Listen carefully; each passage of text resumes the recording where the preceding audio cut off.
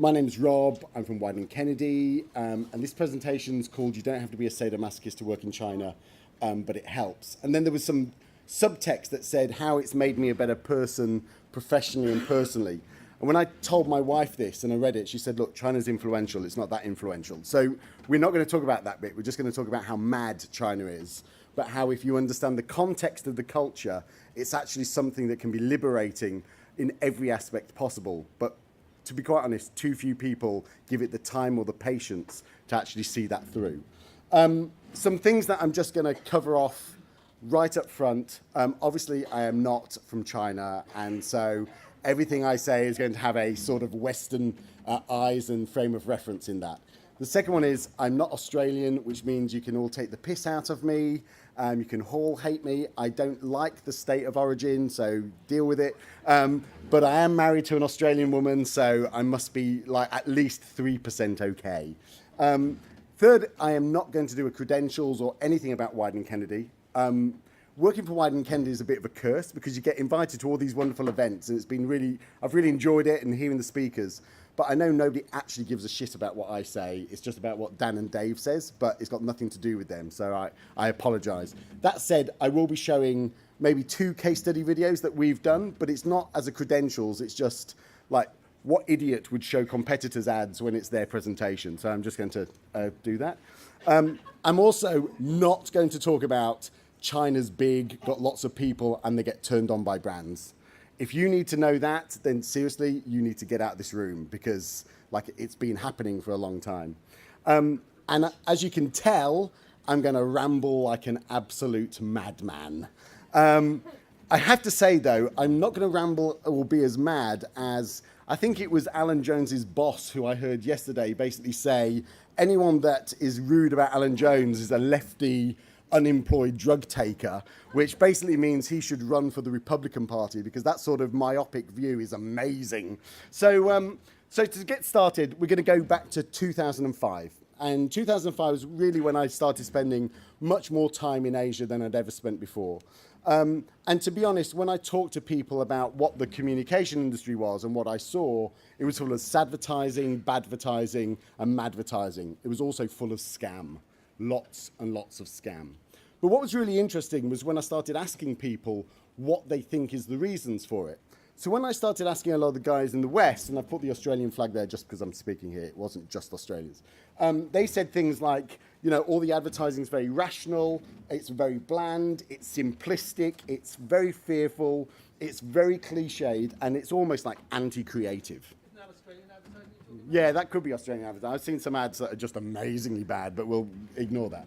But the thing that's quite interesting is when I then went to talk to Chinese marketing people or Chinese CEOs, what they said was where people say their advertising is rational, they said, well, no, that means our advertising is purposeful. It's about actually telling people what they need to know. When I said to them, well, some people think it's bland, they go, no, we're not bland, we're broad. We have 1.3 billion people, and we need to get to as many people as possible. When people said it was simplistic, they said, well, it's clear. It's very, very clear. When they said it's fearful, they said, no, it's wise. There was this one guy that said something to me that it just stopped me in my tracks because it's right in a lot of ways. He goes, why would anyone venture into the unknown with high expectations? Surely the wise person looks at what has been done in the past and what they've learned from and then goes forward. And I just thought, okay, there's an argument there that can also be heard. When they said it's cliched, they said, no, that's not cliched, that's cultural. And when they said it's anti-creative, they said, no, we're pro-business. And what really came from those 2 conversations is the fact that somewhere in the middle is the actual truth. It's all about context. And quite often, the context that we go into as Westerners is our context. But unfortunately, our context is only from the cultural frames of reference that we've been developed. And going into another culture and expecting them to adopt what you want is quite ignorant. And that's why I'm not a big fan of actually telling people to read books to understand culture, because I think you should get off your arse and actually go there. But these 2 books are probably well worth reading. The first one is The Geography of Thought. It's got nothing to do with advertising whatsoever, but it is literally the cultural thinking pattern differences between Asian frames of reference and Western frames of reference. And the other, and I apologize in advance, I am in this other book, but it's not for my ego because it's ranked about 8 billionth on Amazon, but it is a good book. And it's about the creative industries in, well, not just in China, but in Brazil, in India, and South America. And it's really interesting that when you read those two books that you get some sort of context in terms of what's really going on. And to be honest, Australia needs it. Because when I see Australian brands advertised in Asia, I just laugh. Actually, I don't laugh, I just smirk. Like ANZ Bank. Does anyone work on ANZ Bank here? Good, because if you did, you're about to leave when I tell you this. So they did this ad of, "We live in your world." They did all these ads in Asia of a banker standing at the bus stop with all the people because we're living in your world. Let me tell you, in Asia, if your banker stood next to you in the bus stop, you would never fucking use them because you want them to drive a Rolls Royce.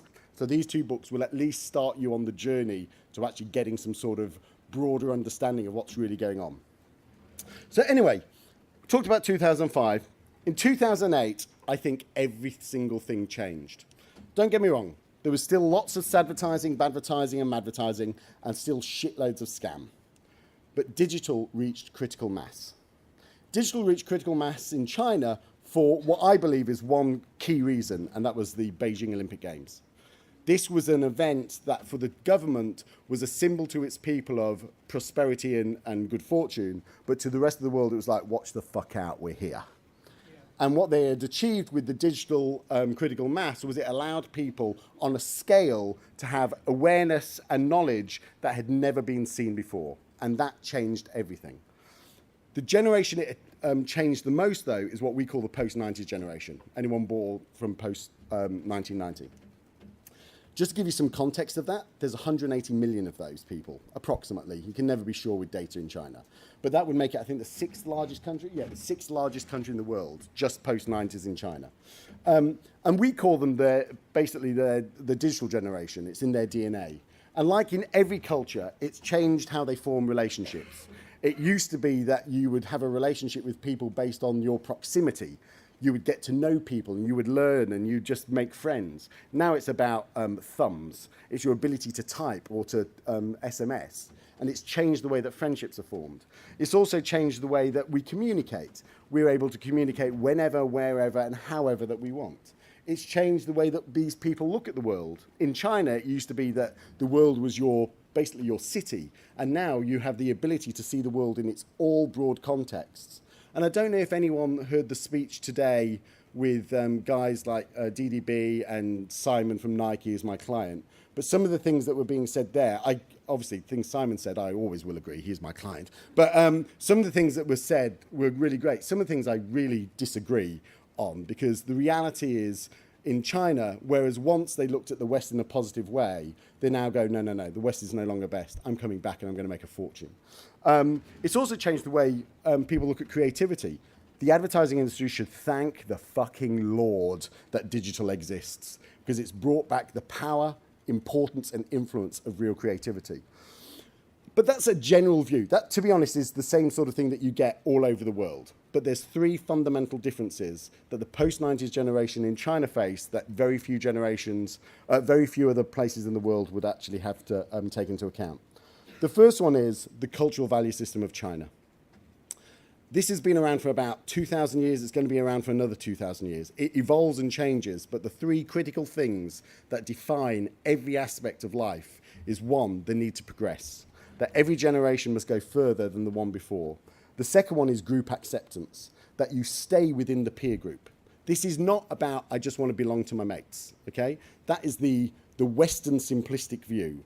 This is something where the need to actually do what the masses already have accepted is the right thing to do is tantamount to everything you would do in your decision making. Because the attitude is, if you go out of the general viewpoint and you fail, the implications of that, not just on you, but on your family as a whole, are too dramatic. And that's why it breeds a lot of conservatism in terms of actions and behaviour. And the third one is filial responsibility, that need to always look after your family. I'm half Italian. I always joke that I understand filial responsibility because I ring my mum every single day, but it's just a very different context. But those three things dictate every aspect of life in China to varying degrees. The second difference that the post-90s generation in China faced more than any other generation in the world is that there is almost like an unspoken agreement between the people and the Chinese government. It's basically saying, if you abide by the rules, we will continually increase and improve your standard of living, which is why the need to always be presenting that family is very important, that happiness is very important, and that there's no conflict is very important. It's really vital. This unspoken agreement is, don't stray out of these bounds and your life will constantly go forward.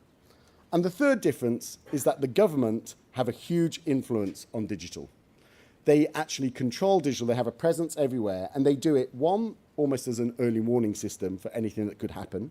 And the second thing is basically to control the commerciality of things, which is why I don't believe Facebook's going to get into China. It's not because freedom of speech, that there's an element of that, but it's also because they'd go, well, I'd like our companies to have the money and not go to an American company. So those three things really have a fundamental difference in how people behave using digital compared to other nations. And what that's led to is this dual state of life, where you basically have the acceptable me, which is the person that fulfills all those duties of always being, promoting China's values, and this other side where you basically try and get your self-gratification, finding ways to express yourself.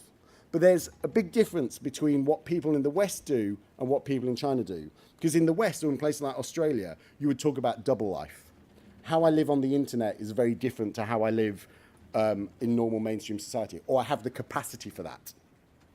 But because of the government overseeing, because of the cultural pressure to behave and perform in a certain way, it's always about adaptive life.